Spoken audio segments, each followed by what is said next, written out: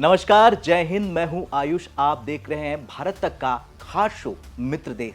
आज का ये एपिसोड भारत के उन मित्र देशों के सहयोग पर है जिन्होंने पाकिस्तान के पैरों से जमीन ही खिसका दी। दरअसल कल रात जो कुछ हुआ वो भारत की सैन्य और कूटनीतिक शक्ति का वो चेहरा था जिसे देखकर पाकिस्तान के होश उड़ गए।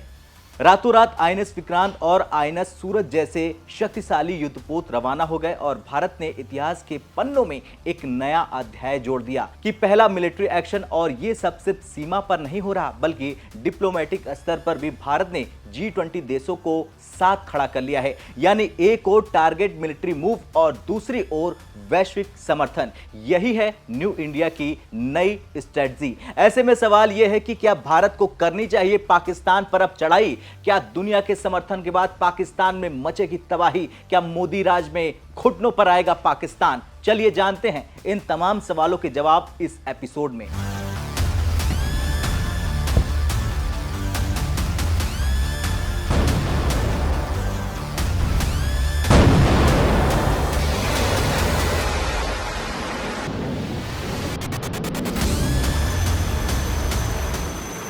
दरअसल भारत सरकार की तरफ से बुलाए गए ऑल पार्टी मीटिंग में यह साफ हो गया कि अब देश के राजनीतिक दल एक सुर में खड़े हो गए हैं। चाहे कोई भी कार्रवाई हो, सरकार के साथ हैं। इसके तुरंत बाद भारत की तीनों सेनाएं, थल सेना, वायु सेना और नौसेना एक्टिव मोड में आ गई। आईएनएस विक्रांत को अरब सागर में डिप्लॉय कर देना सिर्फ एक रणनीति नहीं बल्कि यह संदेश साफ था कि भारत अब सिर्फ बातें नहीं करेगा, कार्रवाई करेगा।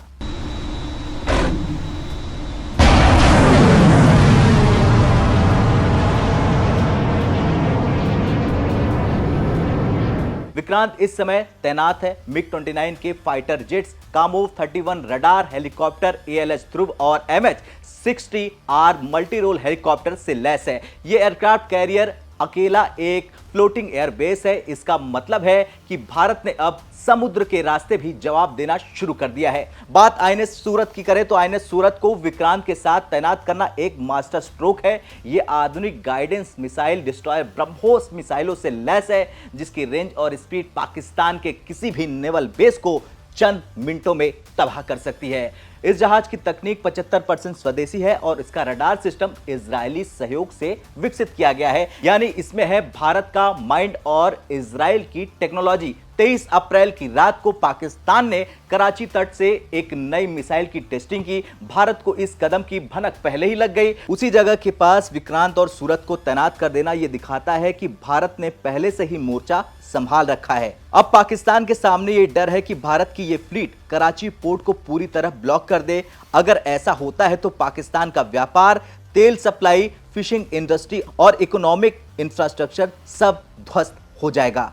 भारत ने सिर्फ आंतरिक मोर्चे पर एकजुटता नहीं दिखाई बल्कि G20 देशों को भी विश्वास में ले लिया है। विदेश मंत्रालय ने G20 देशों के डिप्लोमेटिक मिशनों को सीक्रेट ब्रीफिंग दी जिसमें उन्हें बताया गया कि पाकिस्तान किस प्रकार भारत के खिलाफ आतंक फैलाने में शामिल है। सूत्रों के अनुसार अमेरिका, फ्रांस, जापान और ब्राजील ने भारत की स्थिति को गंभीरता से लेते हुए सपोर्टिंग स्टेटमेंट तैयार कर लिए हैं। ये इंटरनेशनल बैकअप भारत के हर एक्शन को वैधता देता है। पाकिस्तान अगर कोई जवाबी कार्रवाई करता है तो वो खुद वैश्विक मंच पर अलग थलग पड़ जाएगा।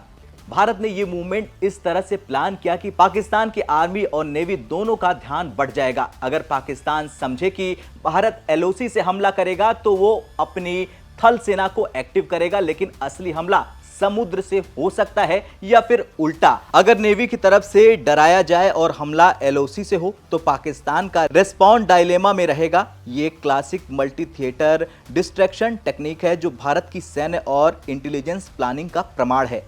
अब भारत का अगला कदम क्या होगा उसे तो पीएम मोदी के इस भाषण से पाकिस्तान को अच्छे से समझ लेना चाहिए। 22 अप्रैल को जम्मू कश्मीर के पहलगाम में आतंकियों ने मासूम देशवासियों को जिस बेरहमी से मारा है उससे पूरा देश व्यथित है।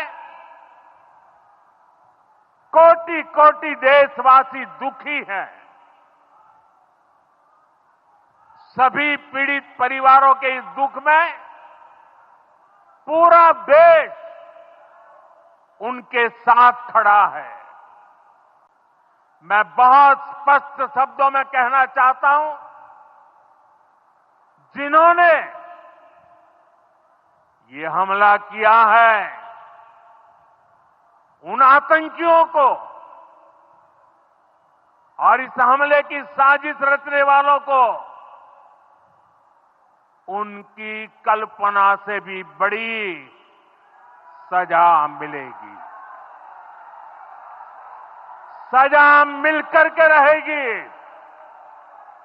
वैसे पीएम मोदी का बयान और अब आईएनएस विक्रांत की तैनाती कोई मामूली घटना नहीं है। ये भारत की वॉर टाइम मोड एक्टिवेशन है। हालांकि अब तक भारत ने हमला नहीं किया, लेकिन ये तैनाती साफ संकेत देती है कि अगर पाकिस्तान ने कोई भी हरकत की तो भारत का जवाब सिर्फ जवाब नहीं, फिनिशिंग ब्लो होगा। इसके अलावा इंडस वाटर ट्रीटी का सस्पेंशन और शिमला समझौते को लेकर पाकिस्तान की प्रतिक्रिया, ये सब भारत की ओर से शांति की संभावना खत्म करने की दिशा में एक बड़ा कदम है। देश के अंदर एक स्पष्ट भावना है, अब बहुत हो गया। लोगों को लगता है कि अगर भारत के नागरिक मारे जाते हैं तो हमें सिर्फ बयानों से नहीं, मिसाइलों से जवाब देना चाहिए। लेकिन सेना का हर एक्शन रणनीति से होता है, जल्दबाजी से नहीं। इस समय भारत की सेनाएं मोर्चों पर हैं। सरकार ने पूरी तरह से राजनीतिक और कूटनीतिक समर्थन हासिल कर लिया है। हमें सिर्फ अपने सैनिकों पर भरोसा करना चाहिए, क्योंकि जब एक्शन होगा तो इतिहास गवाह बन जाएगा।